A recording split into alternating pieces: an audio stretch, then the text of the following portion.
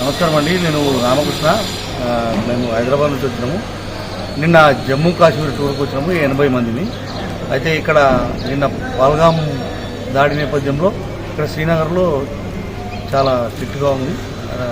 జనాలు ఎవరిని బయటకు రానిస్తలేరు. ఈ నామ్రోజ్ హోటల్ శ్రీనగర్లో మేము ఒక 80 మంది హోటల్లో ఉన్నాము.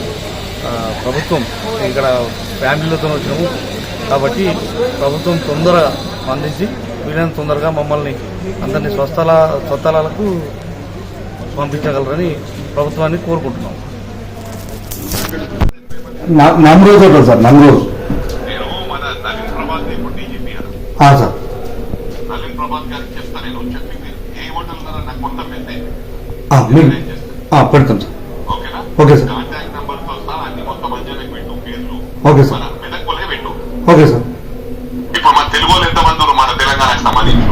మన తెలంగాణకు సంబంధించిన 80 మంది ఉంటారు సార్. 80 మంది ఉన్నారా మీరు? 80 మంది సార్. 80 మంది ఎక్కడ ఉన్నారు మీరు?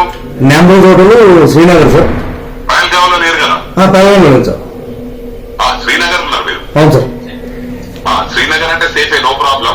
నేను అలా చెప్పి అంత తొందరపడకూడదు. మీరు వాళ్ళే సెట్ చేసినట్టు నేను చేస్తాను, ప్లాన్ చేసి. Okay sir, thank you sir. మీరు నాకు అన్ని పెట్టు మెసేజ్, నేను డీజీపీ గారి దగ్గరికి మీకు పోలీసు వాళ్ళు స్ప్రెడ్ చేస్తాను. Okay sir.